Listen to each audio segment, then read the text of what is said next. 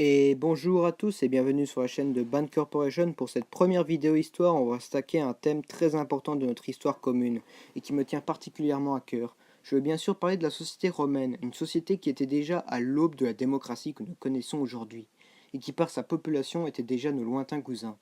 La société romaine a d'ailleurs beaucoup influencé notre histoire commune, grâce à leurs conquêtes qui ont romanisé la plupart de nos régions, et nous ont apporté de nombreuses inventions ainsi que de apports. Oui, aujourd'hui nous voilà rassemblés pour ce premier épisode de notre émission historique. J'ai conscience bien sûr que cet épisode n'est peut-être pas parfait, mais je fais de mon mieux pour vous donner des informations fiables venant de sources officielles, car un travail bien fait sur une courte vidéo peut égaler des exposés de plus de 2 heures. Ceci est ma psychologie.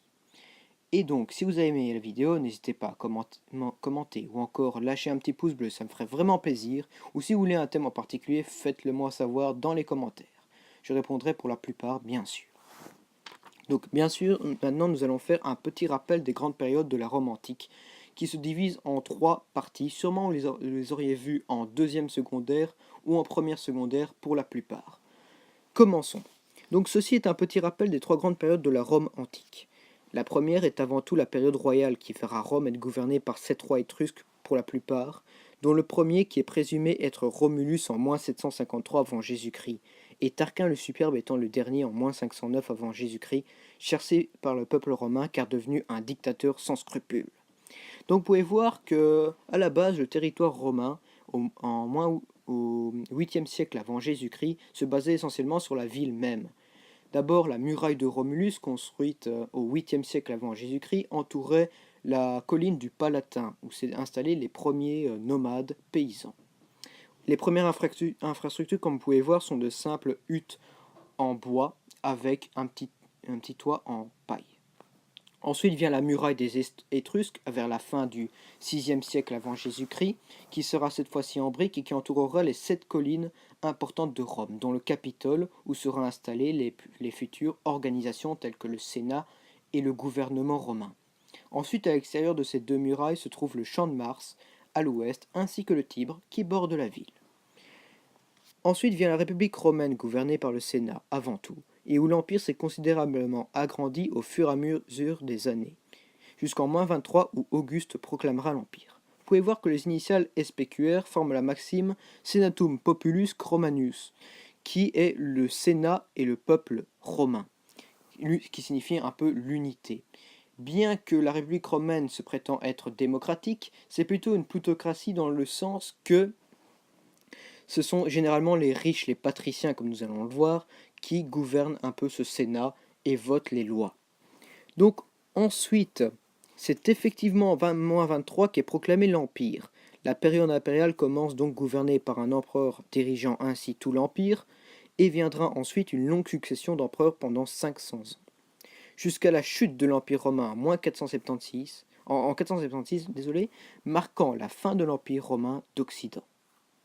Donc vous pouvez voir le dernier empereur romain qui est Romulus Augustule être destitué par le chef barbare Odoacre qui instaurera aussi son empire sur les ruines de l'Italie. Et oui, car l'empire romain d'Orient lui subsistera jusqu'en 1453 avec sa capitale Constantinople. D'ailleurs cet empire va être vraiment détruit par les Ottomans qui vont commencer à conquérir la majorité de l'Europe de l'Est. Continuons donc sur le vif du sujet qui sont les classes sociales à Rome. Donc durant la Rome antique, de grandes inégalités subsistaient entre les classes sociales, et tout cela était avant tout déterminé par le patrimoine ou l'argent de la personne ou de la famille. 5 grandes classes émergeaient en particulier, tous ayant des droits qui leur étaient propres. Les voici donc. Tout en bas de l'échelle, nous avons les esclaves. Étant vendus au même titre qu'un simple objet ou encore animal, l'esclave est la propriété exclusive d'une personne ou encore d'une famille qui peut l'employer à sa propre guise, généralement pour les tâches les plus complexes ou nécessitant un effort des plus grands. Contrairement à une certaine idée reçue, les esclaves constituaient la majeure partie de la population de l'Empire romain, jusqu'à 40% des personnes en étaient une. Il était facile de s'en procurer un, même ironiquement plus facile que de la nourriture. Si vous aviez été romain à l'époque, vous auriez sûrement vu sur le forum, qui était un endroit considéré comme une place économique bordée de nombreuses échoppes, des marchands d'esclaves qui fixent les prix selon la viabilité de l'esclave en question. Dans l'Empire romain, une personne née esclave restera esclave toute sa vie.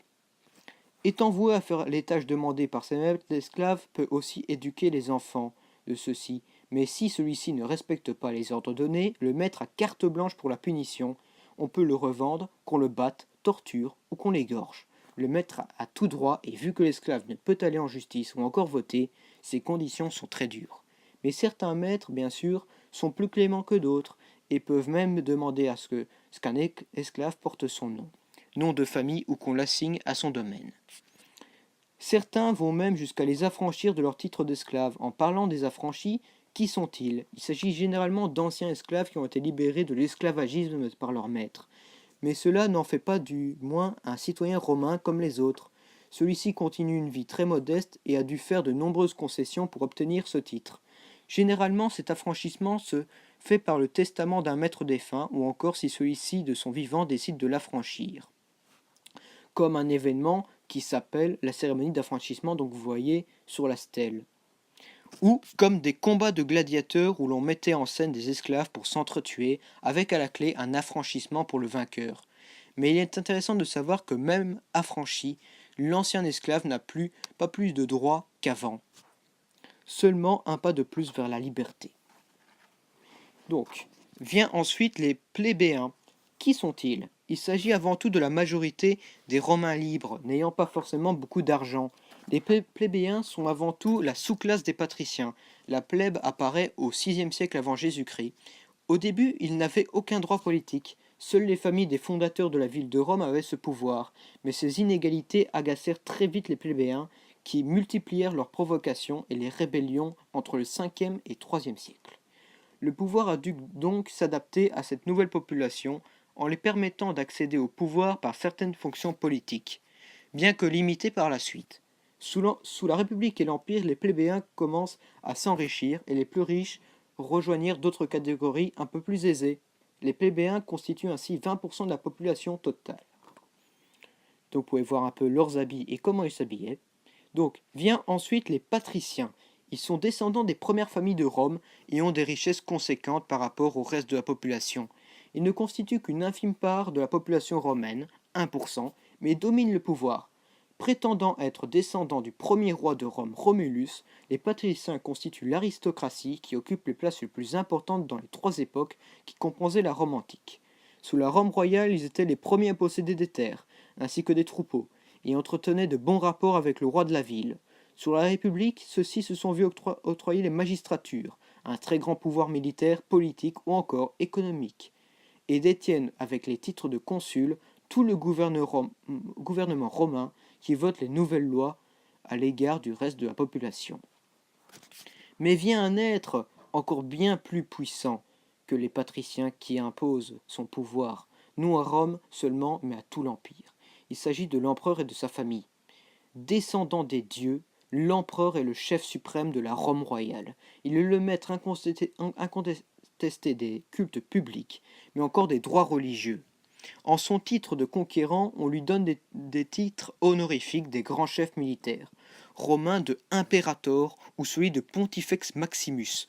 Comme étant le maître de la religion, l'empereur est entouré d'une garde exclusivement vouée à sa cause et sa défense, la garde prétorienne. Composée de vétérans ou encore de soldats d'élite qui accompagnent l'empereur dans ses déplacements au corps au front, il est durant la période impériale chef de toutes les institutions comme le Sénat, qui ne disparaît pas même si celui-ci s'accapare toutes les règles. Et pour finir, l'empereur est le représentant de tout l'Empire lors de discussions diplomatiques et est le seul pouvant accorder une déclaration de guerre ou possible offensive.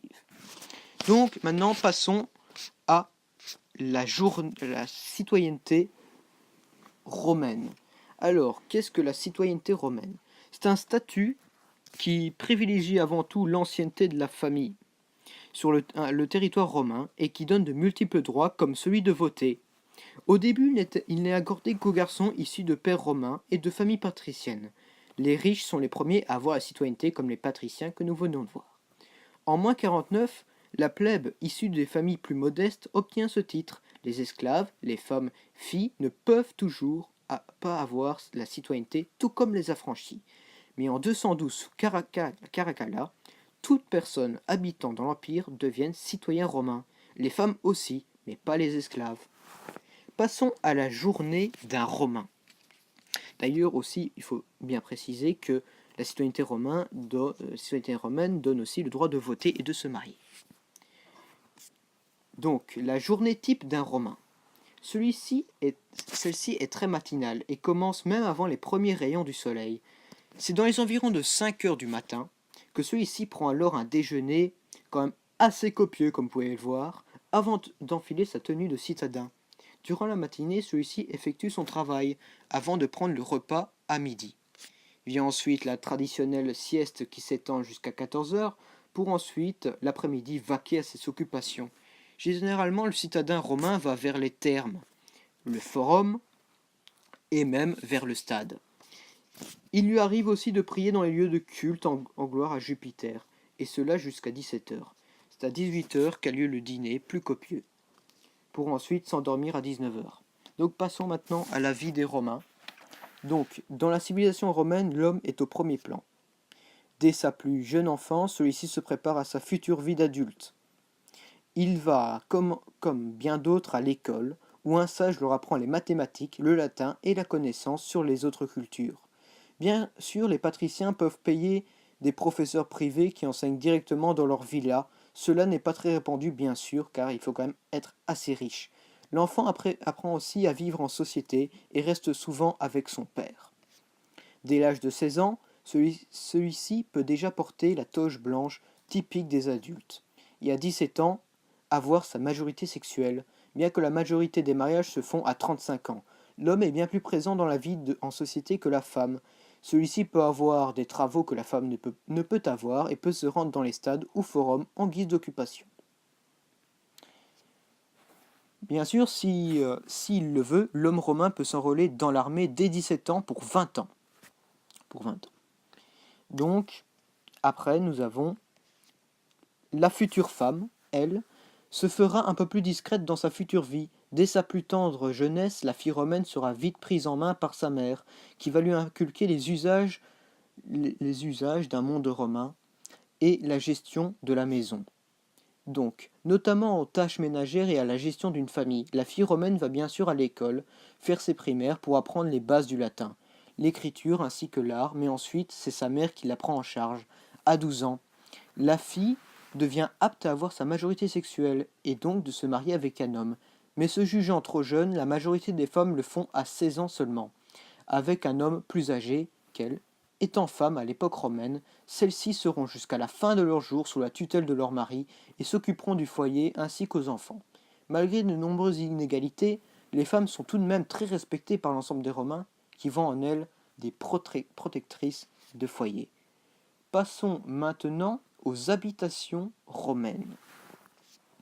Donc, plusieurs types d'habitations sortent du lot dans la société romaine, notamment l'insula, qui est un peu l'immeuble romain, et qui pouvait comporter jusqu'à 6 étages, et qui se trouvait généralement dans les villes d'assez grande importance telles que Rome. Il est plus commun de les trouver dans les quartiers populaires. Le seul problème de ce genre de bâtiment est que l'alimentation en eau est plus complexe dans les étages supérieurs, car les Romains n'avaient pas encore inventé un système d'élévation d'eau assez puissant pour l'époque, pour contenter toutes les personnes à différents niveaux de hauteur. C'est pour cela que ce sont généralement des personnes plus pauvres qui louent les derniers étages. Ensuite vient le domus, qui est plutôt une sorte de maison pour les familles aisées comprenant un nombre de pièces bien plus supérieur. Elle est souvent donnée avec un jardin et a pour but de loger une famille plus nombreuse ainsi que des esclaves. Les domus se trouvent dans les villes principalement, bien qu'un peu en retrait. Vient ensuite les villas, qui sont très luxueuses. Ce sont généralement des gouverneurs ou des gens de grandes influences qui logent dans ce genre de bâtiments.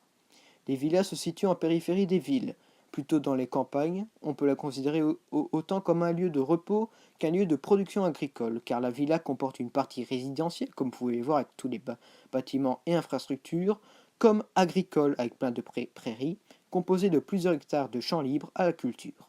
Ce sont généralement des endroits qui sont exploités par des maîtres commerçants et ayant de nombreuses esclaves à leur guide.